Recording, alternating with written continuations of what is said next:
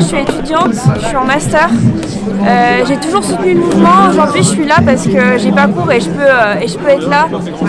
Je pense que les étudiants on a des conditions qui sont pas évidentes. Souvent, on n'a pas beaucoup d'argent. Voilà, et là, avec cette réforme, on nous montre que plus on fait d'études et plus on va aller à la retraite tard. Ce qui est triste parce que normalement, on encourage les gens à faire le plus d'études possible. Et au final, on se retrouve lésés en fait par cette réforme.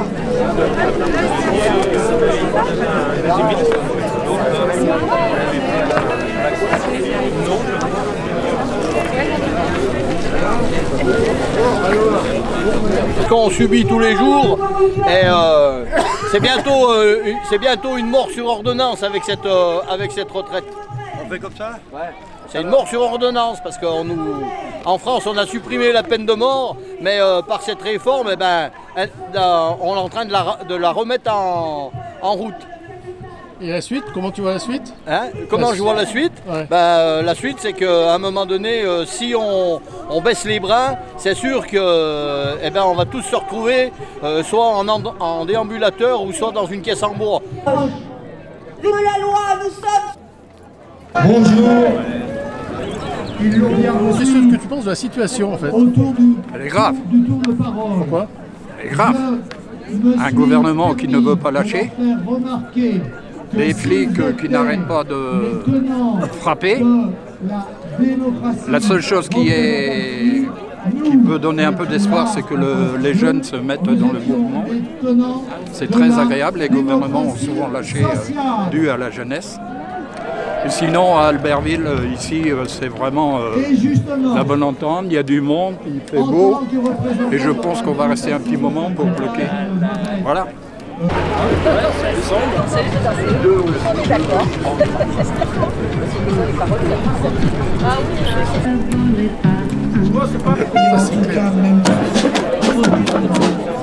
Notre destin.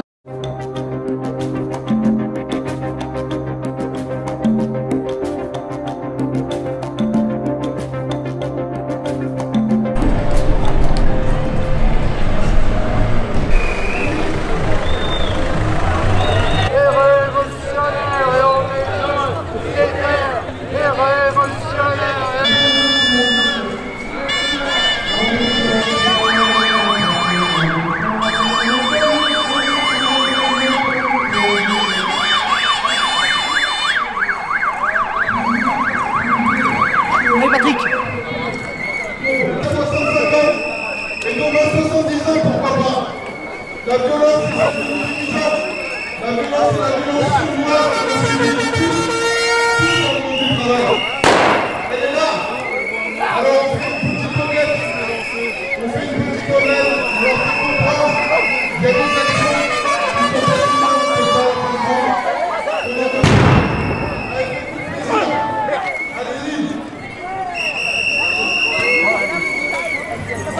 Les deux, j'en veux un.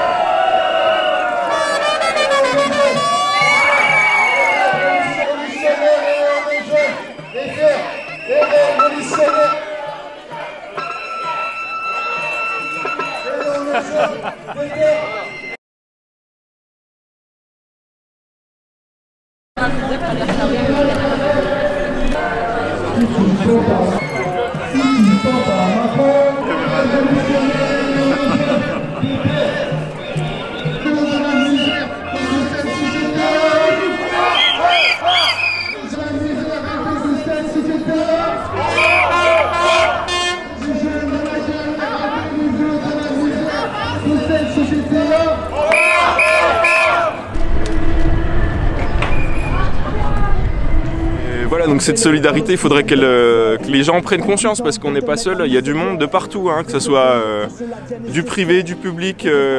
Moi je suis enseignant et je rejoins totalement le mouvement. On a rencontré avec ma compagne, avec ma femme, donc des personnes qui sont à la bâtie en ce moment, qui sont sur un mouvement de grève depuis 22 jours, qui eux sont vraiment dans la lutte.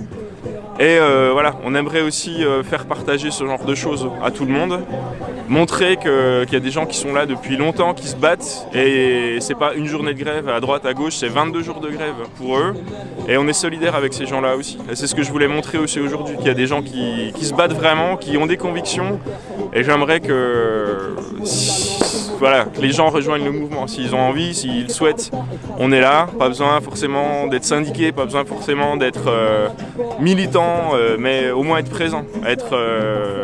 Être présent, ça fait du bien. Et ça fait du bien à tout le monde de pouvoir se soutenir. Voilà. On discute les uns avec les autres.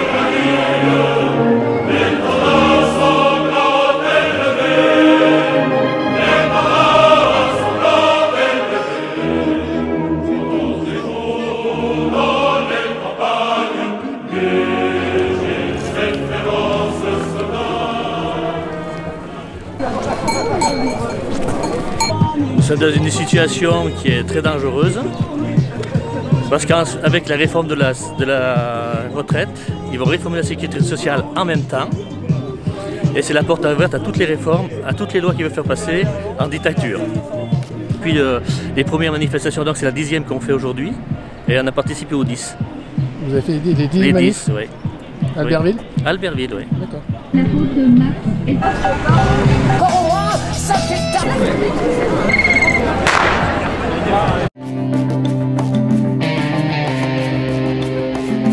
A insulté les millions de travailleurs et de personnes en désaccord avec sa loi retraite. Les grèves portent bien entendu sur le rejet de la loi retraite et elles permettent aussi d'arracher des augmentations générales de salaire dans de très nombreuses entreprises, avec des gains importants pour les travailleurs. Clairement, la mobilisation et la lutte collective avec les syndicats, cela paye et les travailleurs ne se trompent pas. Les nombreuses adhésions en attestent.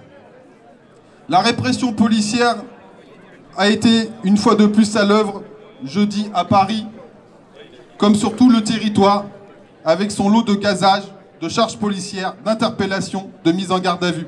C'est dans la rue et en grève, dans les entreprises, dans les services publics, jusqu'à ce que nous gagnions le retrait de cette réforme. Bonjour, en fait je vais vous lire un communiqué de camarades d'une personne qui est entre la vie et la mort. Actuellement, il semblerait même qu'il y en ait deux actuellement. Je vous lis le communiqué.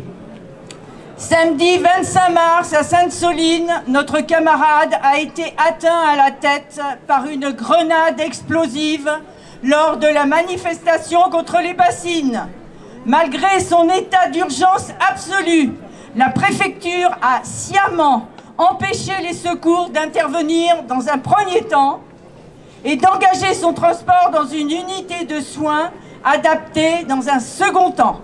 Il est actuellement en réanimation neurochirurgicale. Son pronostic vital est toujours engagé. Le déferlement de violence que les manifestants ont subi a fait des centaines de blessés, avec plusieurs atteintes graves à l'intégrité physique, comme l'annoncent les différents bulletins disponibles. Les 30 000 manifestants étaient venus dans l'objectif de bloquer le chantier de la méga-bassine de Sainte-Soline. Un projet d'accaparement de l'eau par une minorité au profit d'un modèle capitaliste qui n'a plus rien à défendre, sinon la mort. À qui, à qui, à qui? À nous, à nous, à nous. Et la rue. Donc voilà, c'est pour ça que je suis là, c'est au nom de tous les étudiants de France qui certains ne peuvent pas être là, ne peuvent pas manifester parce qu'ils n'ont pas les moyens parce qu'ils doivent travailler. Pour ceux qui sont en cours parce qu'ils ont des études à valider, c'est mon cas, mais aujourd'hui j'ai pas cours donc je suis là. Donc voilà, j'espère que ça va s'arranger, on est dans la rue et tout ce qu'on veut c'est que ça s'améliore.